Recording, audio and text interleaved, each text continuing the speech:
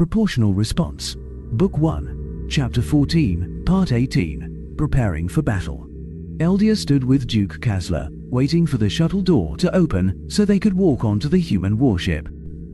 She'd wanted to go with Henry, of course, but certain proprieties had to be observed. Officially, she was on this mission as an embedded reporter with the Venter's observational delegation. In reality, of course, she was there to make sure that Henry didn't go stark raving mad, doing what he was going to have to do. She worried her lip as she waited. Henry's mood has gotten slowly darker these last few weeks, more brooding. I know that he has taken part in military actions before, way back when he was trying to help free his people from these same leaders. He is headed out to uproot, but those were small raids of a handful of people on each side. He was in more danger then, yes, but he thought all of this was behind the human race, and now he is about to have to lead people, or be the figurehead for the lead, into battle against his own kind again. I almost wish I hadn't seen the tears hour last night together when he thought I was sleeping. She shook her head. No, that isn't true. I am glad I did, because it let me lend him some strength and talk him through what he felt. It was painful and hard, but I think it deepened our bond at the same time. Irritation flared at the memory, deepened it enough that I didn't try to scratch his eyes out when he tried to get me to stay behind. Her temper dampened immediately as the memory of his confession brought a small smile to her face. He didn't want me to see him like this, to see him in a military, forceful aspect, to see him stand there and give orders to take sapient life.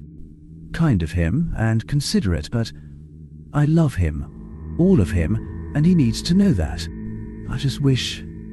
The door to the shuttle slid open to reveal a cavernous hangar bay with a double line of a full honor guard standing at attention. In between the two lines stood two humans and an Arabzo, but she barely noticed them, nor the handful of different races who made up the honor guard. She had eyes only for the man she hadn't seen in a week, for whom her hearts had ached the entire time. Her breath caught slightly at the sight of him. He looked so dashing, so handsome, so achingly gorgeous in that uniform that it was all she could do not to rush down the ramp and throw herself into his arms.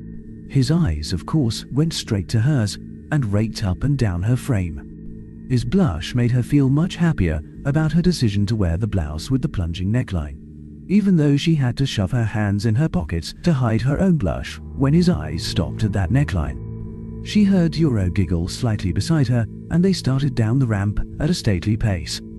Euro brushed her arm for a moment, and she felt grateful for the other woman's presence, though she wondered at the last-minute change of plan. She hoped it meant that her nephew had discovered just who he'd been dating and accepted it, but both the Duke and her Grace had refused any comment. They finally made it to the humans in charge of things, and Kasler exchanged formal greetings with the ship's captain, Admiral, and Henry. Once the formalities were dealt with, they exited the hangar, and the Admiral assigned each of them an escort. She turned to hers, a young lady no older than Vashna, and smiled brightly as the woman handed her a datapad and began to explain things.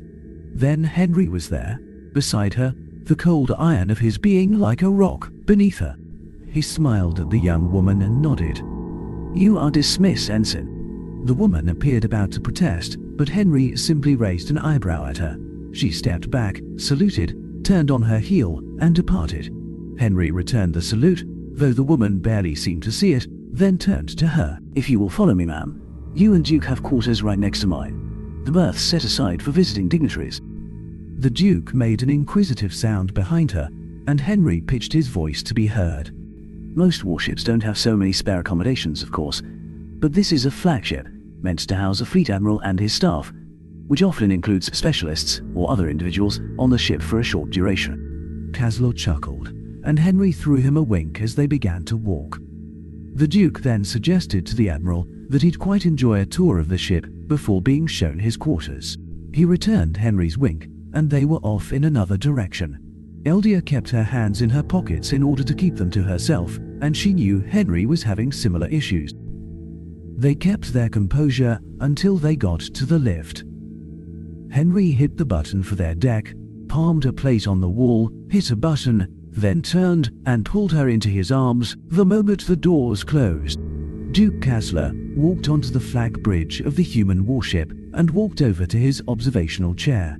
He'd been shown everything over the last several days as they made their way to the Halistafar system, of course, and had to admit he liked the design.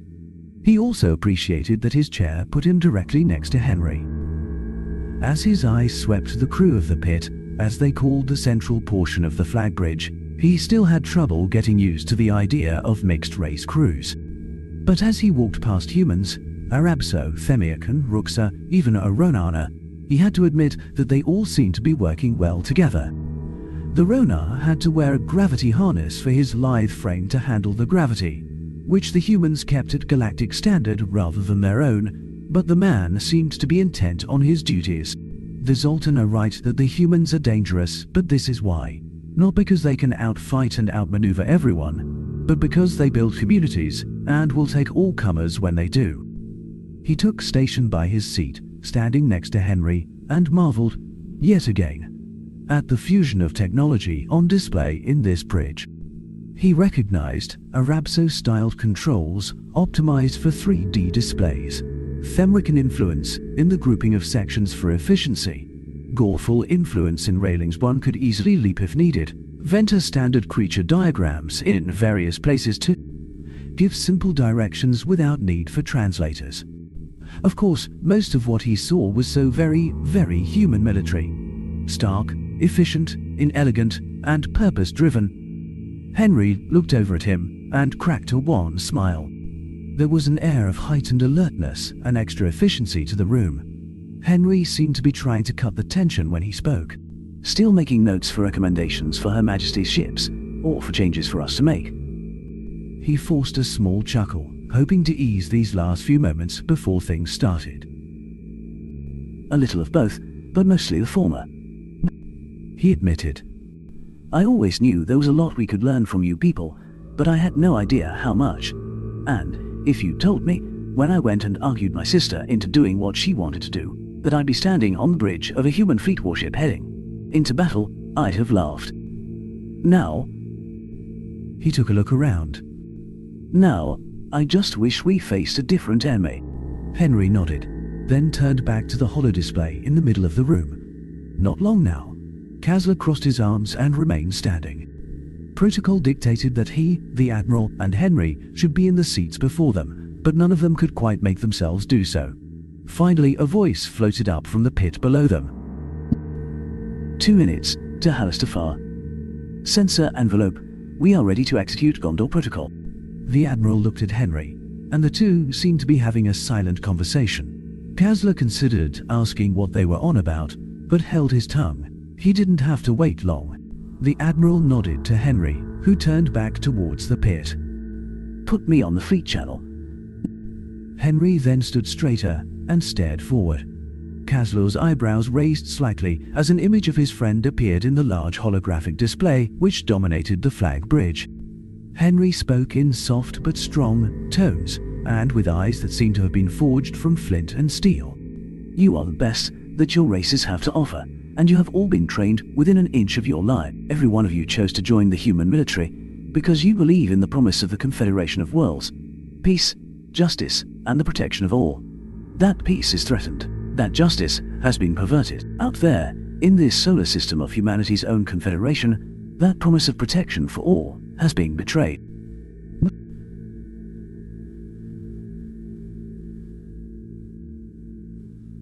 For this we will not stand. We move now into battle to free our brethren from the boot of oppression, to fight the last battle against the vestiges of confistration. Fight bravely, fight with honor, and fight with all your hearts. Henry lifted his chin slightly. Captains, light the beacons. The weakest among us are ground under the heel of oppression. They pray in despair for aid, and we will answer. Kasler found himself raising his own fist with the cheer that went up in the room, even as he wondered what beacons Henry spoke of. The answer flashed through the hologram as the image of Henry winked out. Kasler felt his jaw drop as thousands of lights pulsed in the display, and the space within it seemed to come alive. It no longer presented a representation of the system, but a live image across almost a full light year of space, with icons for every ship, tug, station, and large asteroid within that space. His ears caught chatter coming from the stations behind him, the ones designated to monitor communications bands, and he realized the enormity of what the humans had done. Those beacons had to be both active sensors and radio receivers. They were receiving every transmission within that star system in real time. Kaslo turned wide eyes to Henry, who gave him a somewhat smug half grin and winked. The human leaned over and murmured, "We have had freighters and a few stealth ships dropping tiny sensor beacons all over this system since a week after John told his story. Each one is no bigger than your fist and looks like a small chunk of rock to sensors, so there is no reason for anyone to be curious." Kaslo chuckled a bit at the human. "Surely they are a bit curious now. You just lit an entire light year of space up like one of your Christmas tree." Kaslo watched the display with a practiced eye, and that the enemy had certainly noticed.